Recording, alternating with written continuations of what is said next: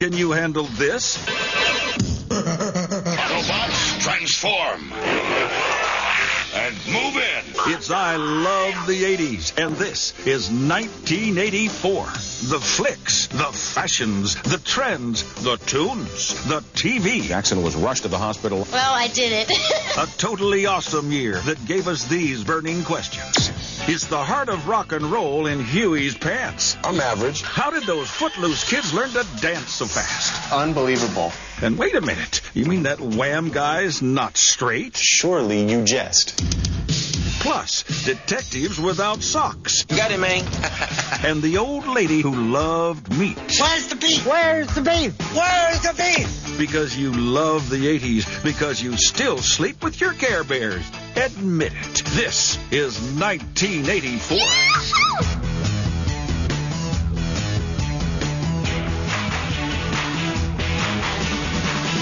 I love the 80s.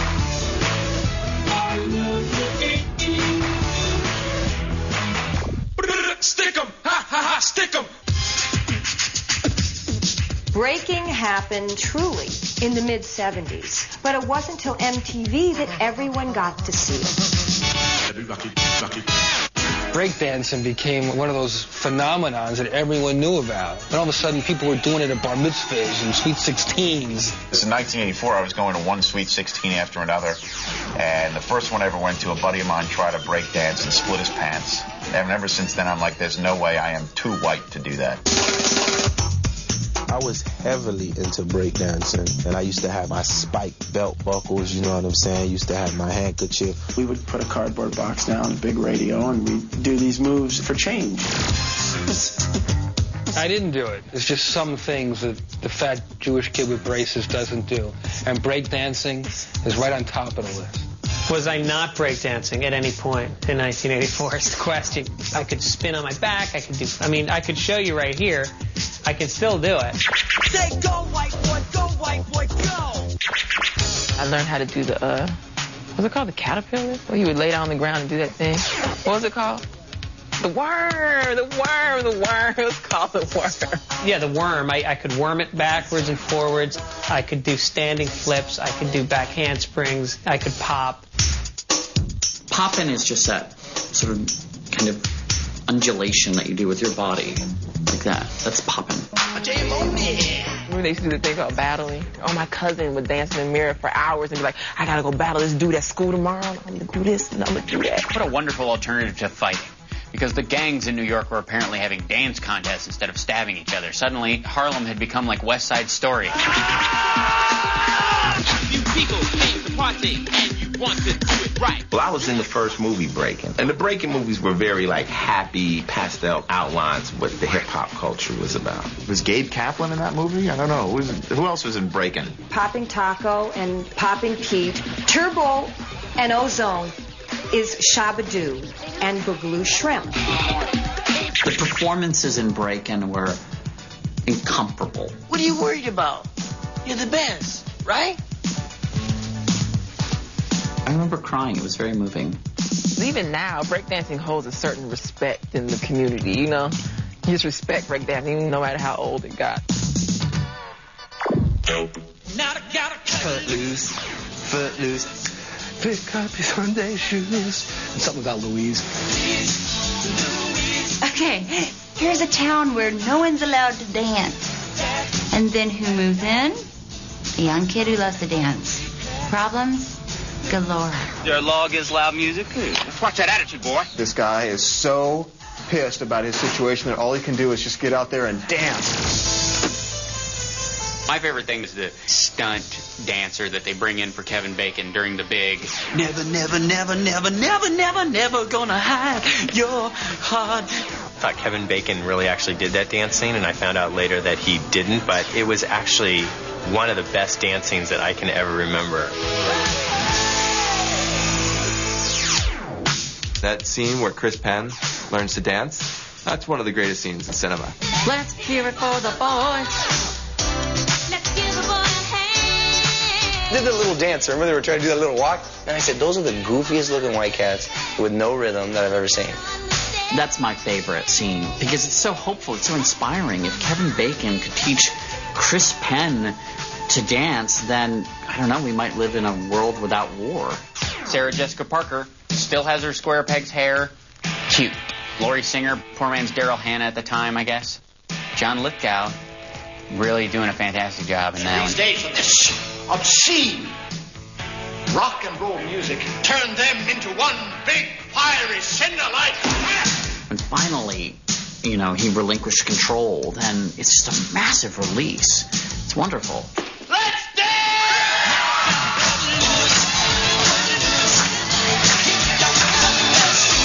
How'd they learn to dance so fast at the end of that movie? They'd never been allowed to dance, but all of a sudden they can do all the latest 80s breakdance moves. Unbelievable. I think the moves lived in them. They were in their blood. It's very much like when you saw the Iron Curtain come down later in the 80s, and you saw the celebrations in Prague and in Budapest and in Moscow and in Berlin. It was the same way. Like, these kids liberated were just able to dance. I love 84. We are a couple of weeks into the new year. What do you hope will happen, not only in 1984, but for the rest of your professional life? To rule the world. Everybody wanted to be Madonna. Every girl wanted to be Madonna. And some of the guys, I'm not going to lie to you, some of the guys. The whole boy toy thing, that's what really took off. I didn't know what it meant, but it sounded like a good thing. I wanted to be one. I was 12, so it was sending me all kinds of messages that I don't want to talk about right now. She was just sassy, and she didn't care. She wore her underwear outside her clothes like someone who'd been struck by lightning. My reaction was always, this Madonna thing will be over in 10 minutes. There's nobody I could have hated more, and her fans I could not have hated more. Yeah, when you wear Madonna clothes, everybody looks at you, right? Everybody stares and think, look at that girl over there. The whole Madonna look, it was everywhere. The headbands with the big dangly hoops and all the bangles. Lace gloves with the fingers cut off. Oh, yeah. No. I did all that. There's no doubt about it. Like a virgin. Anything else? No comment from the peanut gallery. To think that this girl would put on a wedding dress and get on the stage of Radio City Music Hall at the MTV Awards and writhe around and sing a song called Like a Virgin, like the balls that it took for her to do that is undeniable. God, I'd like to do that. I wish I had the balls to do that. I would do it in a second. I don't think I fully understood the sexuality of it. I just knew that Madonna gave me a boner.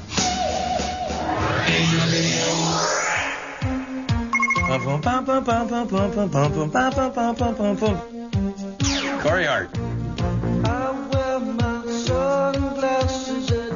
Sunglasses at night. That was a kooky video. Corey Hart's pouty, intense expressions. It's like something really bothering him at the exact moment that they shot that video.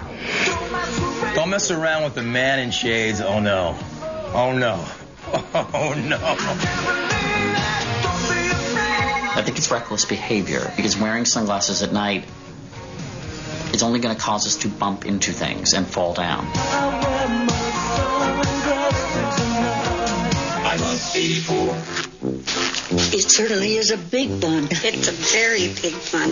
Big, fluffy bun. It's a very big, fluffy bun. Where's the beef? Where's the beef? Where's the beef? Where's the beef? Yeah, the first commercial, I think, catch line that I really remember being huge. I remember seeing a little patty like in the big middle of the gigantic bun. And it was mostly just bun and a little bit of beef. The smartest thing was to get this little old lady who no one had ever heard of and have her ask the famous question. Where's the beef? Where's the beef? Where's the beef? Clara Peller. May she rest in peace. 3 words, boom. And she's a national phenomenon. Will you say where's the beef for me one time? Did I what? Will you say where's the beef for me one time? I sure will. Please. Where's the beef? I always felt bad for the other 2 old ladies. I felt like they were sort of the supremes, you know, the 2 that didn't move on. Whereas Clara Peller was clearly the Diana Ross of that trio. Hello? Where's the beef? It's the ultimate penis joke. Yeah, it was an old lady saying something that was quasi-sexual and screaming it like she really wanted some beef. Where's the beef? Where's the beef? Where's the beef? Where's the beef? When Walter Mondale uses "Where's the beef," then it's over. You knew things were bad with the Democratic presidential nominee when he was using a Wendy's commercial slogan for his campaign. Where's the beef? That's the most memorable line of this campaign so far. This gives you an idea as to what can take hold in this country. Maybe something else did, I wonder. Coming up, Michael Jackson on fire. Anytime your head explodes, I mean, that's a tricky situation. It's all yours. The Great Orphan Craze. I know we'll make it a white orphan this time. And thumbs up on the album, thumbs down on the dance. I remember him dancing and thinking, stop it. Next on I Love 1984. But first, the makeout songs of 1984. Ladies and gentlemen, I, Lionel Richie, give you the makeout songs of 1984.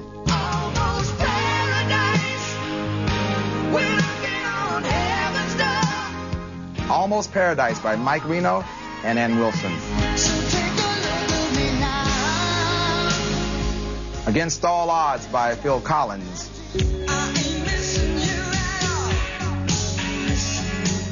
And Missing You by John Waite. The makeout songs of 1984. Do you feel the love?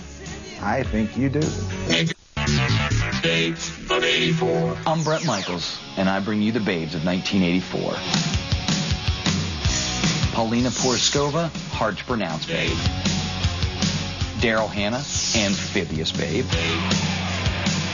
Tina Turner, the comeback, babe.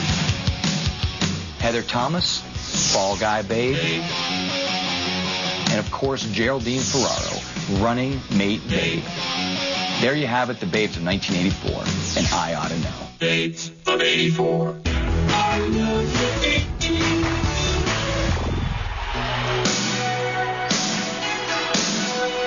Born in the USA, one of the great records ever made. I had a copy of Born in the USA from the minute it was out, or maybe even before it was out. I had to rush out and buy it and sing every lyric, and I think everybody became a Bruce fan after that one for sure. Bruce is just the man. He rocks the jeans, straight out of Jersey. He represented the hardworking people of America. You understand? He was like massive. The album was massive. I remember the Dancing in the Dark video. It was a hit for Springsteen. That was Courtney Cox being called up on stage, and she did that funny dance. I remember him dancing and thinking, stop it. I just thought it was kind of the template of how two white people dance. The butt shot, it was just so memorable. He's got this cute little butt, and he wears his little jeans and little tight T-shirts.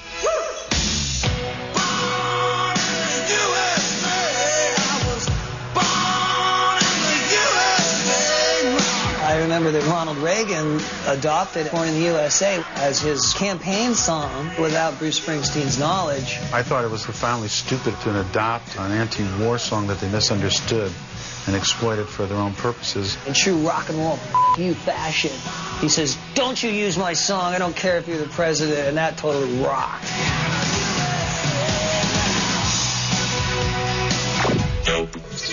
The Olympics have made tiny gymnast Mary Lou Retton America's new athletic sweetheart.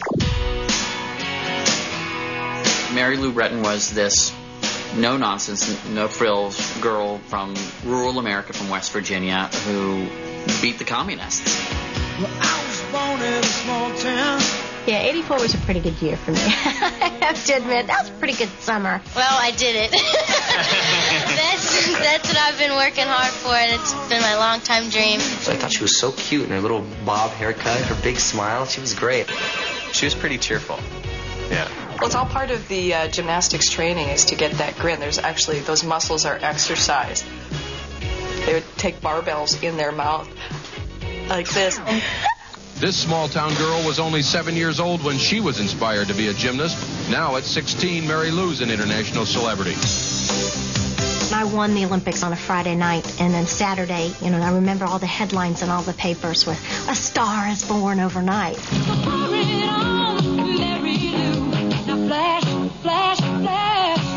that winning. Watch out, big boy. She was everywhere, wasn't she?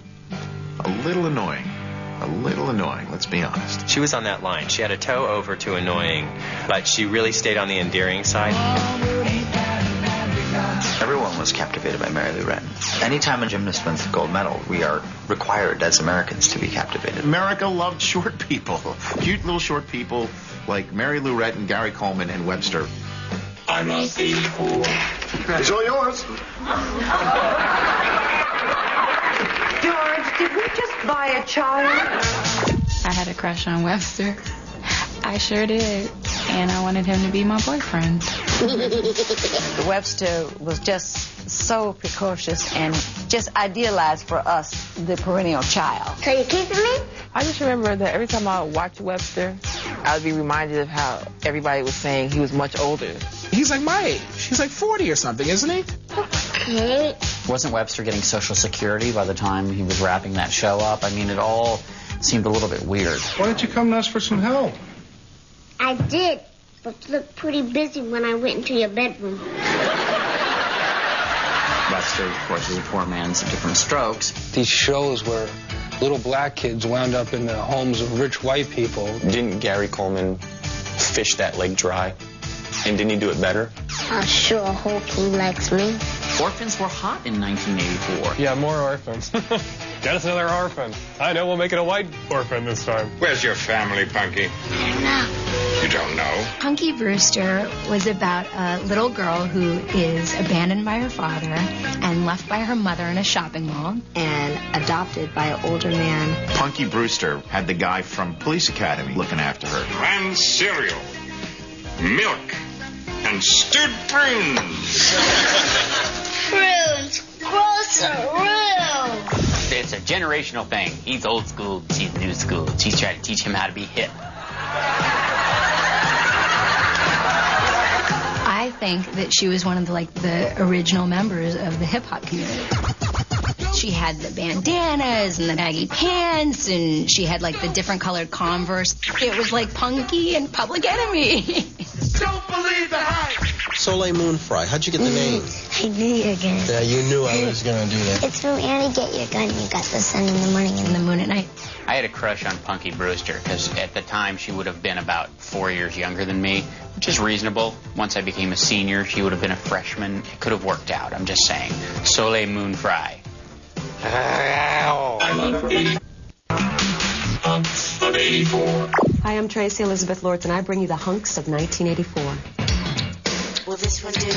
Ralph Macchio, Danielson hunk. Nasty boys. Matt Dillon, tough guy teen hunk. C. Thomas Howell, pretty boy teen hunk. Duran Duran, makeup and loose hunks. And Tom Hulse, 18th century Viennese composer hunk. There they are, the men of 1984, 100% USDA prime hunk. Hunks of 84. They say the harder rock and roll is to be. I liked Hugh Lewis. I still like Hugh Lewis. You know, that was rock and roll. I love it. DC, San Antonio, and the Liberty Town, Boston, and Santa Cruz. When you see their videos, it looked like they were actually having a great time. And you kind of root for a guy who looks like he's having fun.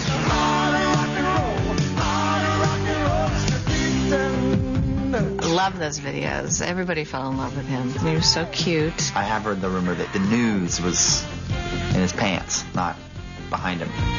It was that groupie Connie Hamsey who wrote the book about all her escapades with rock stars. According to her, Huey Lewis had a huge... I'm average. I mean, if you lined up any 10 guys, I'd be an average-looking guy. Rumors are a wonderful thing, aren't they? Huey peeing off the Golden Gate Bridge. Hey, this water's cold. And deep, too. I would be surprised if he had the biggest package, because then why does he want a new drug? He wants a new drug. He wants something, I imagine, a precursor to Viagra, because it's not big enough. I remember an interview where Huey Lewis said he wrote I Want a New Drug in 5 minutes. And I remember thinking, that sounds about right. In 1984, that was the year that Huey Lewis sued Ray Parker Jr. for stealing I Want a New Drug to make the song Ghostbusters. He should have. I mean, when I first time I heard Ghostbusters, I said, oh my God, that's I Want a New Drug. If you listen to them back to back, I mean, they're very, very similar. Something's changed in the neighborhood. Who's gonna call? Ghostbusters. I want a new drug. I want a new drug. Ghostbusters. Sick. Ghostbusters. Ghostbusters. When it won't make me sick, when it won't make me talk to. Ghostbusters. They don't sound similar to me at all. Do you ever give any thought to how long this ride's going to last? Only recently. It's been so fast. I think Huey Lewis and the News were as surprised that they had a big year as the rest of us were. Because he's just a working class guy singing about sports. Free! Miami Vice! Miami Vice, boy, what a great show. What a great new, fresh show that was. I mean, you got a winning combination there. Don Johnson. Listen, Toots. Philip Michael Thomas. I'm all ears. And an alligator. Hey, wait a minute. That's my alligator. A plus B equals far more than C in that equation. All units, move in! Code red, move in! It's a cop show for the 80s. I mean, we use a lot of MTV images and rock music to help describe the mood and feeling of our show.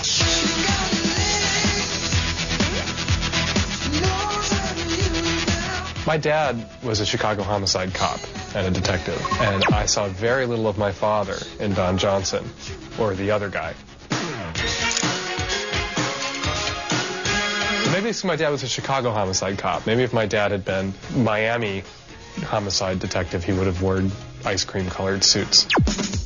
And I don't know which one invented it, but one of them invented a suit with a T-shirt under it, okay? So the Miami Vice look is a white jacket, colors in the shirt, sleeves pushed up. It was all about the scrunching, gentlemen, the scrunching. And then the shoes with no socks. Oh, yeah. Where are your socks? I don't own a pair anymore.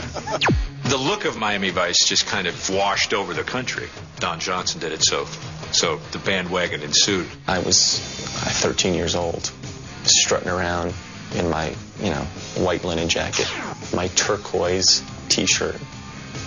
I looked gay. I looked about as gay gets. You remember Don Johnson and Philip Michael Thomas both had records out? And who knew then that they would become the musical superstars that they are today? They should have stuck to their day jobs, yeah. No singing, just do what you're making the big bucks for. I have a friend who is a psychotic Miami Vice fan to this day. He's got pictures of Tubbs and Crockett all over his thing. I don't think any of us were ready for the kind of phenomena that it's become. Hey, this is good, isn't it? By golly, I think we're on to something. I love 84. How could that man just get up after you did? He's not a man. Machine. Terminator. That movie is clearly a classic. We've all grown up knowing the Terminator. Terminator's a cool robot cop with a cute ass. It was Arnold, and he kicked butt. That flick was a technological achievement at that time. When you look at it again, it just looks so honky-tonk. I used to do this thing. I would get out of the shower, and then I would yell for my mom and my sister to come in. I'd stand up doing the Terminator as he was, as he first showed up, It was weird. Don't put that in. I'm a friend of Sarah Connor. I was told that she's here. Could I see her, please? No. I'd never seen any human seem so inhuman. Yes, I'm an Austrian and I will you up. I think if you're looking for an emotionless cyborg, you're not going to do much better in terms of casting than Arnold Schwarzenegger. Still his best role. Well, that and Twins, obviously. I'll be back. Can you imagine seeing Sly Stallone even playing Terminator? We'll be back. And it's like, come on, man. It's got to be, I'll be back. That great accent, come on, who else can say I'll be back? I'll be back, he said. I'll be back. I heard that O.J. Simpson was going to be cast as the Terminator, but they thought he was too nice. Huh. lot of movies don't hold up like The Terminator because it's a great story. It's a lot of fun, and Arnold Schwarzenegger could really kick ass back then. Can't do that. Wrong. Wicked. Transformers, robots in disguise. Transformers. More than meets the eye. He's a tank, a plane, a cruiser, a gun. Autobots, transform. And move in. This is pure genius. If I could think of something that turned into something, I'd be a millionaire. Like if I could have the Emmanuel Lewis transformer, it transforms into Gary Coleman. I wouldn't be sitting here talking to you right now. I'd be laying back on the beach in Tahiti counting my money. It's too bad this thing's not called transsexual or transgender, and it could be really interesting because you could pop in and out different modules. I remember Care Bears and just feeling like they were weak.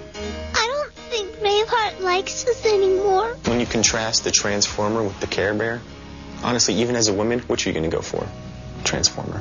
Oh, the Care Bears stunk. Fat chicks named Heather would want you to sign these at in-stores. There's a guy who sits here and starts opining about Care Bears. Kick his ass out of this chair. Oh, goody, gosh. A happy, smiling face so you can forget about the total gross imbalance of money in America and how the poor and middle class became disenfranchised in the blink of an eye. You can hug your Care Bear as you get kicked out of your house. I'm on 84. Wham was whammy. You know, Wham was fun. It was very cute at the time. That was the kind of music I was into at the time. Wham. Wham, George Michael, and somebody else. Who was he? I don't remember who the other guy was. It was George Michael and...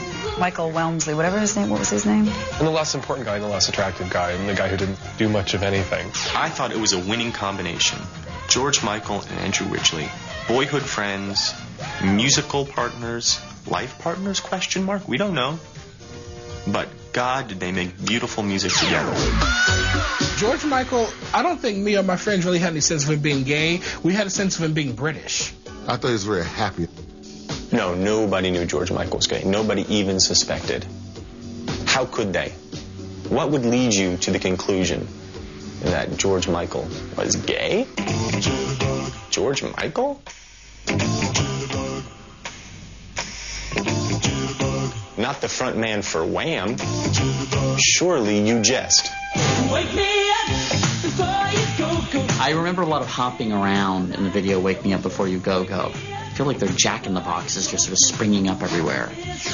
Nobody pranced and skipped better in 1984 than Wham. And I was prancing and skipping right there with them.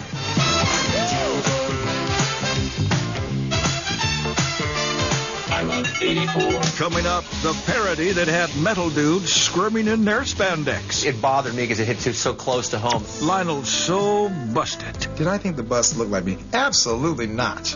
Next on I Love 1984. But first, this public service announcement. Hi, we're the cast of Fame. We're here to ask you to take a second look at marijuana. New studies show that pot damages your lungs a lot more than you think, especially if you're still growing. So anyone who tells you pot's harmless is wasting their breath, whether it's school, sports, or working out. You can't fly if you're high.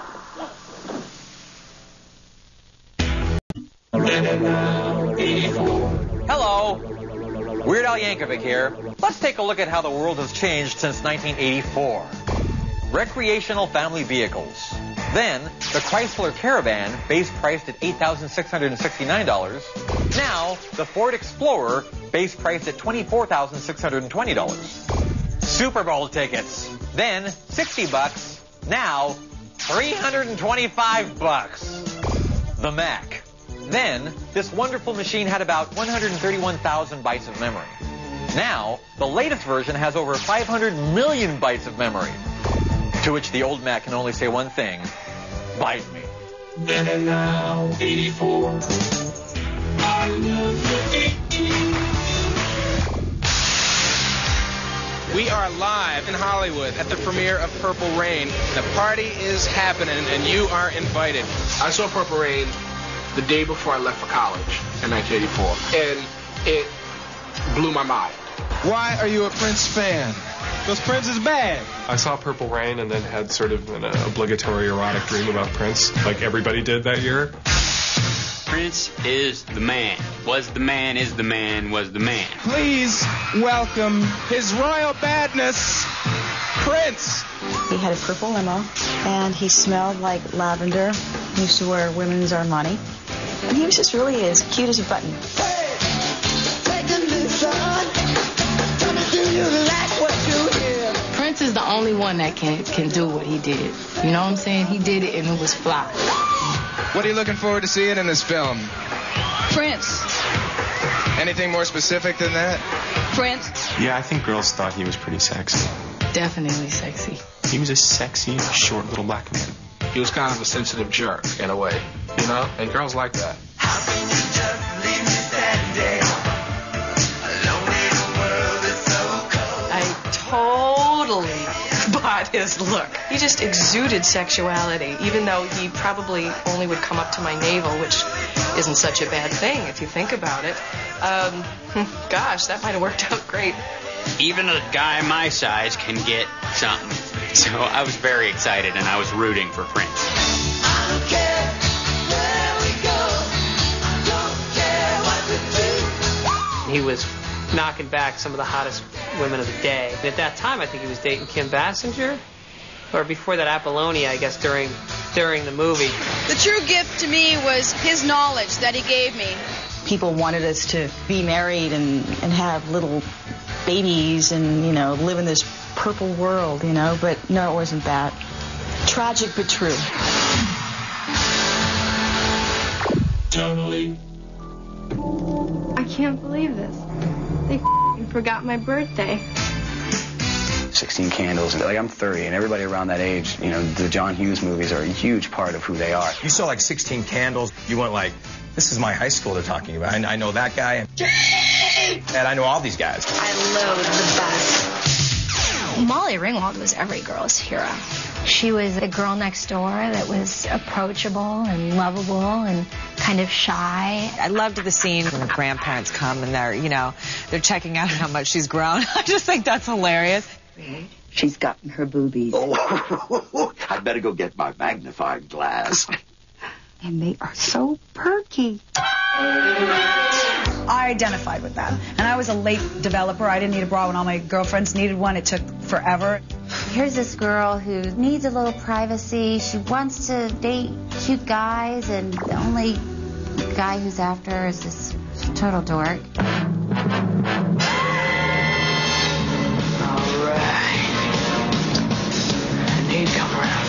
I mean, Anthony Michael Hall is the eternal 80s icon of cinema, period.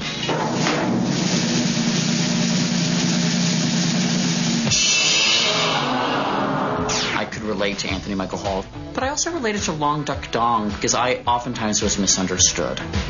And he literally was misunderstood. What's happening, hot stuff? A lot of the dialogue, you couldn't get away with that today. Oh, no more Yankee, my Winky. It would be too politically incorrect to do a lot of these things. So at the time, there was real innocence involved. Oh, sexy girlfriend! I was so obsessed with Jake Ryan. I thought he was like the hottest guy on the planet. I think I still have dreams about Jake Ryan, actually. Jake was just the coolest. And at the end, when they're sitting there with the cake between them, it was just so dreamy. I'm on 84. Who is this girl, Cyndi Lauper, and why is she so unusual? My first reaction when I first saw Cyndi Lauper is, whoa, look at this woman. I just remember just with the red hair and her being so small, she was like a rainbow. She wasn't just about an act or a look. She had a vocal range that was just stunning.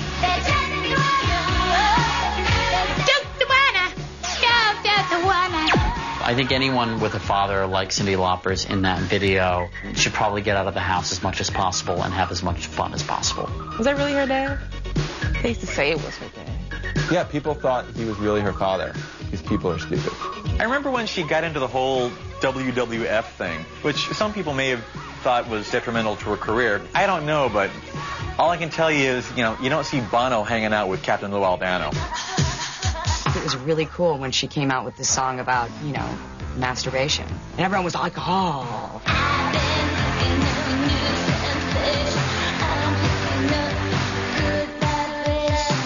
Bebop was about masturbation? I never knew that. Keep talking. Very cheeky, and that allowed girls to be, not so prissy. They could be naughty and irreverent. It got the chicks going, and that's always important.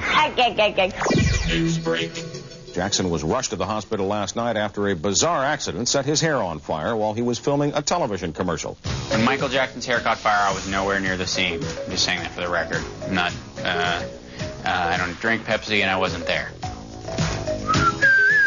The scene was wild as hundreds of fans tried to see Michael Jackson as he was carried into a Los Angeles area hospital with second and third degree burns on his scalp. You put all that curl activator in your hair, you got to stay away from light bulbs, man. You know that. They taught us all a while ago lesson about how dangerous it is to mix, hair products in open flames. Anytime your head explodes, that's a tricky situation. It seemed like he didn't know what was happening, like something was in his hair and he started shaking it and it was all blue and white.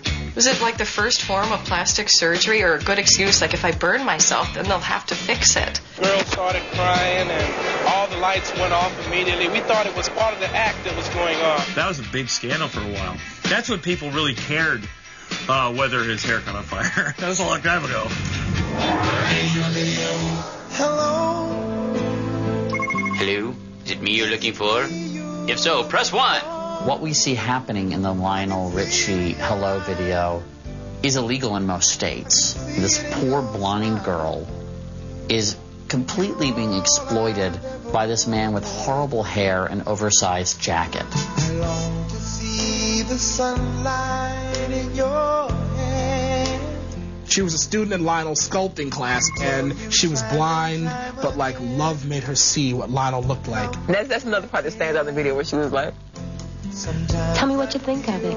Did I think the bust looked like me? Absolutely not. And I remember going to the director and said, Bob, we could fix the hair here a little bit and we could get the...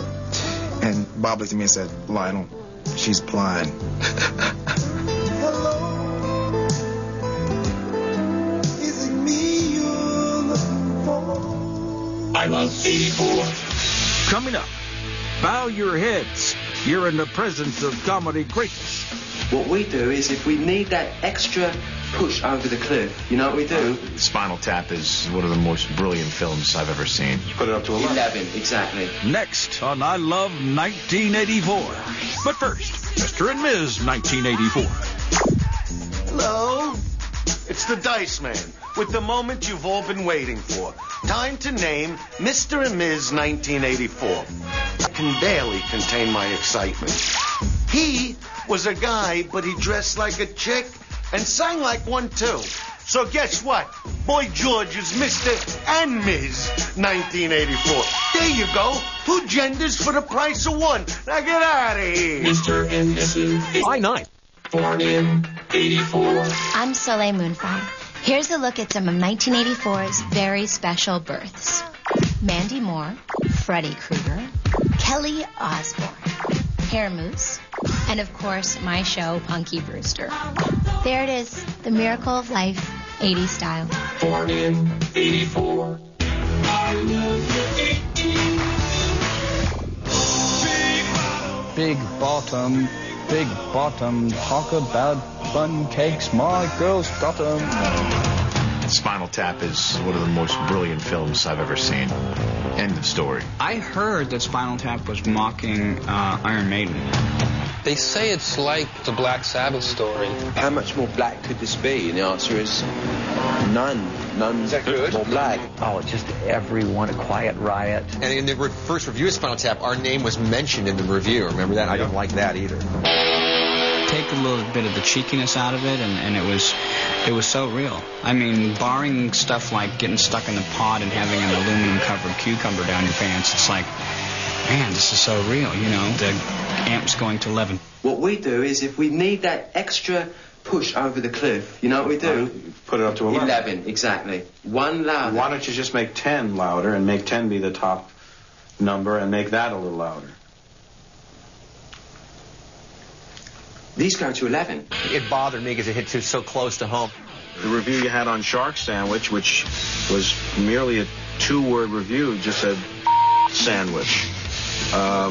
Where'd they print that? Where'd they print that? That's not real, is it? You can't print that. Our second record was called Condition Critical, and we had a review that was just simply this: Condition Terminal. Thank you very much. Rock and roll! I started thinking, hey, you know, they've been following us around, getting lost going to the stage. This way. Rock and roll! Hello, Cleveland! Hello, Cleveland! I think my all-time favourite scene in Spinal Tap is the Stonehenge moment. The little children of Stonehenge. And they're waiting for this huge Stonehenge piece to come down from above, and it ends up being, 6 inches big, and it should have been 60 feet or something. You know when a tour's going bad when you're out on it and you start having these flashes in your head of Spinal Tap. I think that the problem may have been that there was a Stonehenge monument on the stage that was in danger of being crushed by a dwarf. There were too many small things going on there that really do happen that just a writer wouldn't know about. We are Spinal Tap for the UK! You must be the USA! I think every band has a Spinal Tap DVD in their tour bus collection. Spinal Tap, I think it's the greatest thing ever.